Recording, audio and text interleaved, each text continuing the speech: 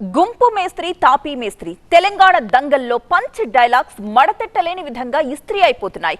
Congress BJP దొందే అంటోంది BRS.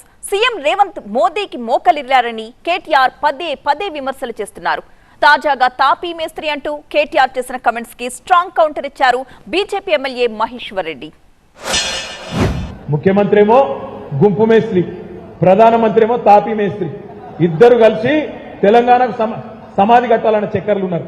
Telangana గొంతుండద్దు, KCR ఉండద్దు, కేసీఆర్ ను బొందబెట్టాలి, ఏదన్నా చేయాలి, మన ఇద్దరమే ఉండాలి తప్ప కేసీఆర్ ఉండద్దు, బీఆర్ఎస్ ఉండద్దు అని చెప్పి ఇటు వీని గుంజుడు అటు వాని గుంజుడు, వీని మీద కేసు పెట్టుడు వాని మీద కేసు పెట్టుడు, ఇదే అడ్డమైన పనులు. అయితే నువ్వు జేబులు ఉండాలి లేకపోతే జైలు ఉండాలన్నట్టు ఈ దేశంలో ముఖ్యమంత్రులను కూడా వదిలిపెడతలేరు. చాలా స్పష్టంగా వారి ఫ్రస్ట్రేషన్ అవపడుతున్నది. ప్రజలు తొక్కి బుద్ధి చెప్పి ఇంట్లో వండబెడితే ఆయనకు ఏమి పాలుపోక పిచ్చి మాటలు ఎందుకు మాట్లాడుతుండంటే, ఆయన మీద ఇప్పుడు అలిగేషన్స్ ఎన్ని రకాలుగా, కాళేశ్వరం దగ్గర నుంచి ఫోన్ ట్యాపింగ్ వరకు ఎన్నో కుంభకోణాలలో ఆయన మొదటి ముద్దాయి.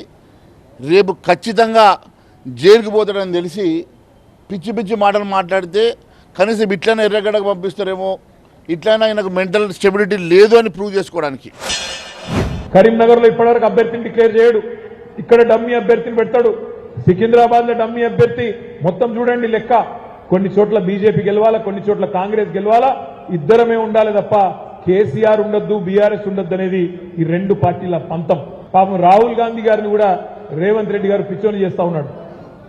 రాహుల్ గాంధీ ఏమనుకుంటుండంటే, నేను చేసిన ముఖ్యమంత్రి ఈయనను, నా కోసం పనిచేస్తున్నాను రాహుల్ గాంధీ అనుకుంటున్నాడు. కానీ రేవంత్ రెడ్డి గారి మాటలు చూడండి, ఆయన వ్యవహారం చూడండి. 8 ప్రభుత్వాలు గులగొట్టిండు నరేంద్ర మోడీ. గత 10 ఏళ్లలో ప్రజలు ఎన్నుకున్న ప్రభుత్వాలు కర్ణాటకలో, మధ్యప్రదేశ్లో ఒక దగ్గర కాదు, ఎవ్వని బతకనిస్తలేడు. అయితే నువ్వు నా జేబులు ఉండాలి లేదంటే జైలు ఉండాలి, ఇది నరేంద్ర మోడీ సిద్ధాంతం. అయితే నువ్వు నా జేబులు ఉండాలి లేకపోతే జైలు ఉండాలి, అంతే తప్ప మధ్యలో ఎక్కడ ఉండనీయా అని చెప్పి నరేంద్ర మోడీ. అందుకే రేవంత్ రెడ్డి కూడా భయం పట్టుకున్నది, ఏం చేస్తాడో ఏడ కొప్ప పుచ్చుకుంటాడో అని భయంతోని ముందు నేనే జంపు కొడతా అని చెప్పి రంగం సిద్ధం చేసుకుంటా ఉన్నాడు. అందుకే ఈ మాటలు దయచేసి గుర్తుపెట్టుకోండి. అన్న చాలా కష్టంగా ఉన్నదన్న, ఫ్యాన్ కూడా లేదు, ఎండాకాలం చచ్చిపోతున్నా, చాలా ఇబ్బంది ఉందంటే, అరే అక్కడ ఆ జైల్లో ఇంత కష్టం ఉందట, మరి దీనికన్నా ఎర్రగడ్డలో బెటర్, కనీసం అక్కడ ఫ్యాన్ అన్న ఉంటుందని ఎర్రగడ్డలో జాయిన్ కాదందుకు ఇలాంటి పిచ్చి మాటలు మాట్లాడుతున్నాడు. ఇక జీవితకాలం జైల్లో ఉండే పరిస్థితి వచ్చింది కాబట్టి ఇలాంటి మాటలు మాట్లాడుతున్నాడు.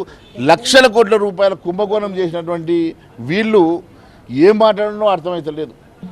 నేనే చెప్తా ఉన్నాను, ధరణిలో 2 లక్షల కుంభకోణం ఉందని చెప్పి ప్రూవ్ చేయడానికి సిద్ధంగా ఉన్నామని. ఒకవైపు 1,00,000 కోట్ల రూపాయల కాళేశ్వరం కుంభకోణము, వారు చేయని కుంభకోణం లేదు, వాళ్ళు దోచుకునేటువంటి స్థానం లేదు. ఇలా ఎక్కడ పడితే అక్కడ దాచుకొని ఈరోజు పదవి పోయిన తర్వాత ఈ రకమైనటువంటి పిచ్చి మాటలు మాట్లాడడము, ఇది కేవలము ఒక స్ట్రాటజీ ప్రకారం జైలు కన్నా ఎర్రగడ్డ పెట్టారని చెప్పేసి వాళ్ళు మతి స్థిమితం లేదు అని ఎర్రగడ్డకు పంపాలని చెప్పేసి ఆలోచనతో మాత్రమే మాట్లాడుతున్నారు.